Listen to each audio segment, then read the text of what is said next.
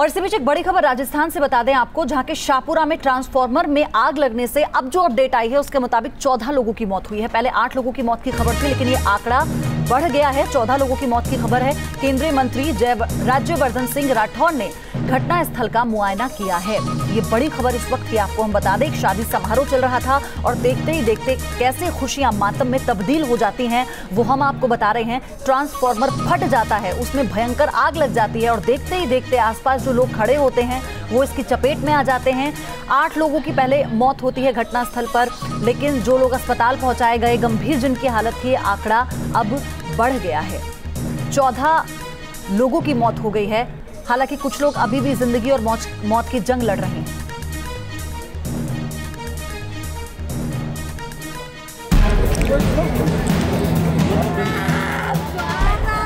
मातम की ये तस्वीरें यहाँ हुई अनहोनी की तस्दीक कर रही हैं।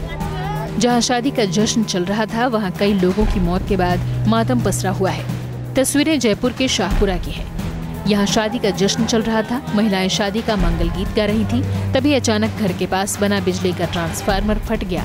धमाके के बाद ट्रांसफार्मर का केमिकल चारों तरफ फैल गया और एक बिजली का तार भी टूटकर जमीन पर आ गिरा, जिसकी चपेट में आकर वहाँ खड़े 5 लोगों की मौत हो गई, जबकि करीब 2 दर्जन लोग जख्मी हो गए।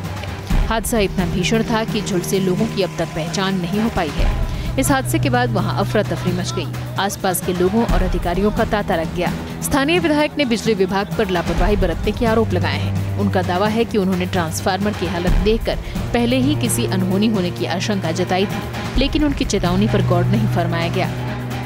6 दिन पहले हम 3 MLA थे, रामलाल जी भी थे, रामेश जी थे। हमने कहा कि जो सीधी लाइन आपने 11,000 की है, कभी हादसा होता तो RG गुप्ता ने कहा था कि अब तक तो कोई हादसा हुआ नहीं। तब हमने कहा हुआ था, तब तुम्हें ध्यान में आ जाएगा। और अभी मैंने RG गुप्ता के PA को कहा कि वो हादसा हो गया, बता दो उसको, मीटिंग में आओ तो बता दो उसको। इस बीच राजस्थान सरकार ने मृतकों के परिवार वालों को 10 लाख रुपए मुआवजा देने का ऐलान किया है। Team news nation. तो मेरे सहयोगी लाल सिंह फौजदार हमारे साथ जुड़ गए हैं इस खबर पर ताजा अपडेट के साथ, उनका हम रुख कर लेते हैं। लाल सिंह, अभी जो आंकड़ा है वो कितना है? 14 पहुंच चुका है आंकड़ा, और क्या खबर?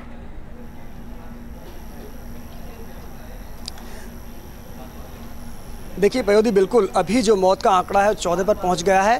9 लोग अभी भी SMS में भर्ती हैं और 4 लोगों की हालत गंभीर बताई जा रही है। हाँ। बात करें गांव की पयोधी, तो वहां अभी भी मौत का मातम पसरा है। घरों में चूल्हे नहीं जले, केवल खेतों ही गांव में नहीं बल्कि पयोधी आसपास के गांव वालों ने भी घरों में चूल्हे नहीं जलाए और जिस बच्ची की शादी थी उन्होंने अपनी शादी रुकवा दी। ये कह सकते हैं इस हादसे ने पूरे आसपास के लगभग 1 दर्जन गाँव को तोड़ दिया। और चूंकि कल जो मंजर था पयोधी, जैसे कि आप विजुअल में देख रहे हैं, दर्शक विजुअल में देख रहे हैं, किस तरह लोग मौत की भीख मांग रहे थे, किस तरह तड़प रहे थे। और सबसे बड़ी जो गंभीर लापरवाही सामने आई है पयोधी, कि जो DP जो ट्रांसफार्मर 15 किलोवाट का वजन झेल सकता था, उसको 25 किलोवाट पर आपने ले रखा था, उसको इतना लोड आपने दे रखा था। तो कैसे पॉसिबल था, कैसे संभव था कि वो सुचारू रूप से चलता रहता? वहाँ जो मौत का तांडव हुआ उसके लिए कौन जिम्मेदार है? हालांकि सरकार ने इसके लिए कमेटी बनाई है, लेकिन अभी जो मंजर है, वो जो तमाम मौतें हुई हैं, किसी का लाल बिछड़ गया, किसी की माँ की मौत हो गई, किसी के पिता की मौत हो गई, उनको आखिर कैसे वापस लाया जाएगा? आज जो है उसके लिए मात्र कुछ चंद अधिकारी लापरवाह है, चूंकि उन्होंने समय पर ध्यान नहीं दिया कि DP पर लोड 25 है, वो क्षमता उसकी 15 किलोवाट की है।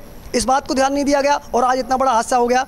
हालांकि अभी सरकार बहुत गंभीरता से ले रही है। आज की बात करें तो केंद्रीय ऐसा मामला नहीं है लाल सिंह, जब इस तरह की लापरवाही बिजली विभाग की ओर से की गई हो, या तो हाई टेंशन तार टूटे पड़े रहते हैं तब उनकी कोई मरम्मत नहीं करता जब तक कोई बड़ा हादसा नहीं हो जाता। और कितनी बड़ी लापरवाही यहाँ पर देखने को मिली है। अब सवाल ये है, क्या उन अधिकारियों पर बड़ी कार्रवाई होती है या नहीं होती? आगे आपको अपडेट